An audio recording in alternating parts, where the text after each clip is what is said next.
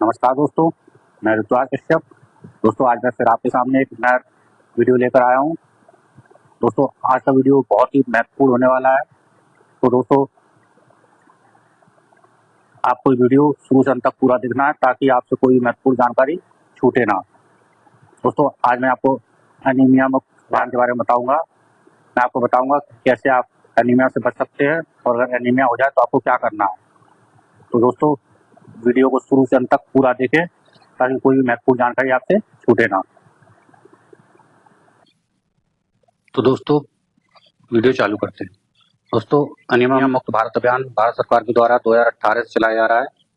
दोस्तों आइए अब बात करते हैं एनीमिया के बारे में। एनीमिया दोस्तों एनीमिया क्या है, सबसे पहले जानते हैं एनीमिया क्या है। अगर ब्लड में आरबीसी काउंट नॉर्मल से कम हो जाए तो उसको हम एनीमिया कहते हैं। अब हमें आरबीसी काउंट का पता कैसे चलेगा कि नॉर्मल है लो है, वो हमें पता चलता है एक टेस्ट से जिसका नाम है सीबीसी। सीबीसी मतलब कंप्लीट ब्लड काउंट। दोस्तों ministry of health and family welfare के हिसाब से 50% प्रेग्नेंट वुमेन, 59% बच्चे जिनकी उम्र 5 वर्ष से कम है, 54% किशोरावस्था वाली लड़कियां, 53% non pregnant non lactating women Bharat में एनीमिक हैं। दोस्तों एनीमिया के सिम्टम्स की बात कर लेते हैं। अब दोस्तों एनीमिया इनको होता है, उन्हें फटीग रहती है मतलब थकान रहती है, कमजोरी रहती है, डिजीनेस मतलब चक्कर रहता है, ड्राउजीनेस मतलब आलसीपन उनको रहता है। दोस्तों एनीमिया की पहचान हम हीमोग्लोबिन लेवल से भी कर सकते हैं। तो उसके लिए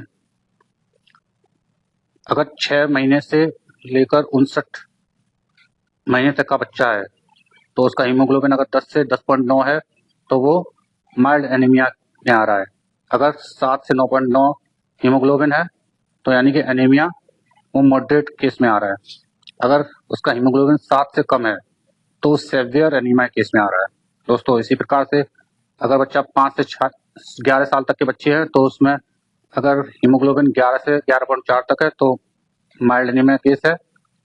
8 से 10.9 का केस मॉडरेट एनीमिया केस है। 8 से कम है तो यानी कि वो सेवियर एनीमिया केस है। इसी प्रकार से 12 से 14 वर्ष की उम्र के बच्चों में 11 से 11.9 ग्राम पर डेसीलीटर अगर हीमोग्लोबिन पाया जा रहा है तो वो माइल्ड एनीमिया केस है। 8 से 10.9 मॉडरेट, अगर 8 से कम है तो सेवियर एनीमिया केस है। अब बात करते हैं नॉन प्रेग्नेंट वुमेन की, जो 15 साल या उससे ज़्यादा की उम्र की हैं। तो अगर उनमें 11 से लेकर 11.9 तक का हीमोग्लोबिन है तो वो माइल्ड एनीमिया केस में आ रही हैं। अगर 8 से 10.9 है तो मॉडरेट। इसी प्रकार से अगर 8 से कम है तो सेवियर एनीमिया केस में आ रही हैं। दोस्तों अब बात करते हैं प्रेग्नेंट वुमेन की। प्रेग्नेंट वुमेन में अगर 10 से लेकर 10.9 तक है तो माइल्ड एनीमिया केस में आ रही हैं। अगर 7 से 9.9 हीमोग्लोबिन है तो मॉडरेट एनीमिया केस में आ रही हैं। अगर 7 से कम है तो सेवियर एनीमिया केस में आ रही हैं। दोस्तों अब बात करते हैं पुरुषों की जो 15 साल या उससे अधिक हैं। अगर इनमें हीमोग्लोबिन 11 से लेकर 12.9 तक है तो माइल्ड एनीमिया केस में आ रहे हैं। अगर 8 से 10.9 तक है तो यानी कि मॉडरेट एनीमिया केस है, और अगर हीमोग्लोबिन 8 से कम है तो सेवियर एनीमिया केस है। दोस्तों अब बात करते हैं कि एनीमिया से बचाव कैसे हो सकता है। उसके लिए दोस्तों आयरन फोलिक एसिड की सप्लीमेंटेशन की ज़रूरत होती है।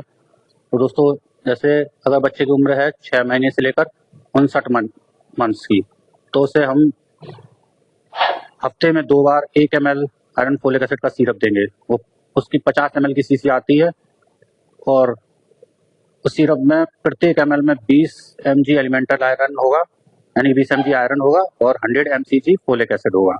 इसी प्रकार से दोस्तों अगर 5 से 10 वर्ष उम्र का बच्चा है तो उसे हम सप्ताह में 1 बार 1 टैबलेट आयरन फोलिक एसिड की देंगे, जिसमें कि 45 mg आयरन होगा और 400 mcg फोलिक एसिड होगा। दोस्तों अगर ये गवर्नमेंट हॉस्पिटल से हम दवा लेते तो ये पिंक कलर की होगी। इसी प्रकार से अगर 10 से 19 वर्ष के किशोरावस्था के लड़के या लड़की हैं तो उन्हें सप्ताह में 1 बार 1 आयरन फोलिक एसिड टैबलेट देंगे, जिसमें कि 60 mg आयरन होगा और 500 mcg फोलिक एसिड होगा। दोस्तों ये टैबलेट ब्लू कलर की होगी। इसी प्रकार से अगर महिलाएं रिप्रोडक्टिव एज की महिलाएं हैं जो कि प्रेग्नेंट नहीं हैं और नॉन लैक्टेटिंग है, मतलब स्तनपान नहीं कराती अपने बच्चों को, 20 से 49 वर्ष की उम्र की महिलाएं, तो दोस्तों हम उनको सप्ताह में एक बार एक टैबलेट आयरन फोलिक एसिड की देंगे, जिसमें कि 60 mg आयरन होगा और 500 mcg फोलिक एसिड होगा। दोस्तों ये टैबलेट रेड कलर की होगी। दोस्तों अब बात करते हैं प्रेग्नेंट वुमेन की और लैक्टेटिंग मदर जिनके 6 महीने तक के बच्चे हैं। दोस्तों ऐसी महिलाओं को हमें एनीमिया से बचाने के लिए रोज एक आयरन फोलिक एसिड टैबलेट देनी है। दोस्तों प्रेग्नेंट वुमेन में ये iron folic acid tablet pregnancy के चौथे महीने से चालू की जाती है और फिर पूरी प्रेगनेंसी भर उसे आयरन फोलिक एसिड टैबलेट दी जाती है।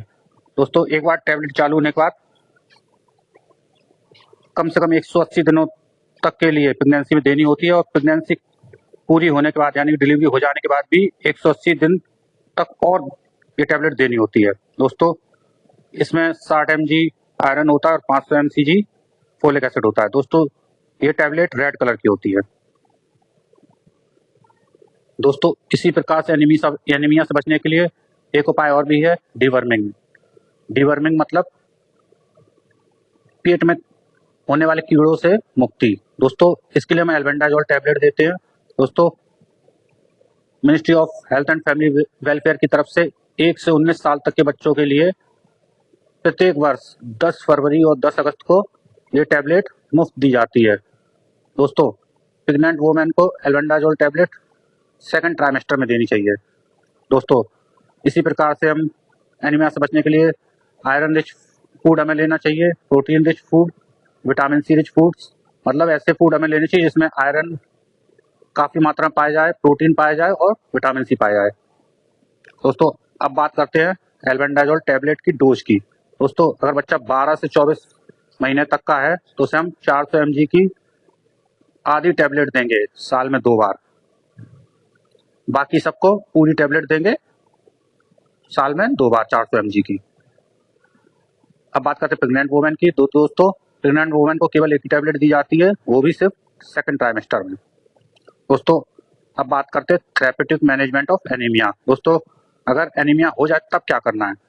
6 से 59 महीने तक का अगर बच्चा है तो माइल्ड और मॉडरेट एनीमिया केस में हमें क्या करना है, 3 mg आयरन देंगे उसे पर kg per day for 2 months. मतलब जैसे कि अगर बच्चा 10 किलो का है तो 1 kg पर हम 3 mg आयरन देंगे पर डे, तो 10 किलो पर 10 गुणा 3 यानी 30 mg पर डे उसे आयरन देंगे 2 महीने के लिए। इसी प्रकार से अगर बच्चा 6 महीने से लेकर 12 महीने तक का है या 6 किलो से 10.9 किलो का है तो हम उसे 1 ml iron folic acid syrup देंगे दिन में एक बार। 1 से 3 साल तक के बच्चा 3 साल तक का बच्चा अगर जो कि 11 किलो से 14.9 किलो का है उसे 1.5 ml सिरप देंगे दिन में एक बार। अगर बच्चा 3 से 5 साल तक का है या ये कहें कि 15 किलो से 19.9 किलो का है तो उसे हम 2 ml सिरप देंगे आयरन फोलिक एसिड का दिन में एक बार। फिर दोस्तों हमें 2 महीने बाद हीमोग्लोबिन की जांच करवानी है।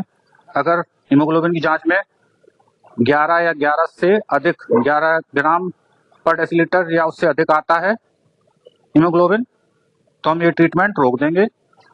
दोस्तों ये ट्रीटमेंट आशा एएनएम लेवल पर होता है, मतलब ये दवा आशा एएनएम द्वारा हमें उपलब्ध कराई जाती है।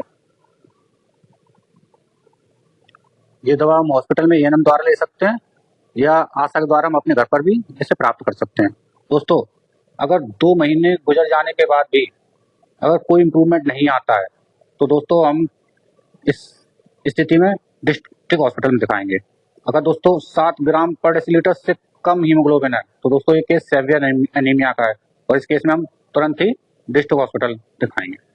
दोस्तों अगर बच्चा 5 से 9 वर्ष का है तो उसको आयरन की टैबलेट आरबीएस के टीम द्वारा दी जाएगी। आरबीएस के मतलब राष्ट्रीय बाल स्वास्थ्य कार्यक्रम की टीम ये स्कूल में हमें हमारे बच्चों को आयरन फोलिक एसिड की टैबलेट उपलब्ध कराएंगे। दोस्तों अगर mild and moderate anaemia case है 5 से 9 वर्ष की उम्र के बच्चों में जिनका हीमोग्लोबिन 8 से 11.4 ग्राम पर डेसीलीटर है तो दोस्तों इस केस में हम 3 mg पर kg पर डे के हिसाब से 2 महीने तक दवा देंगे।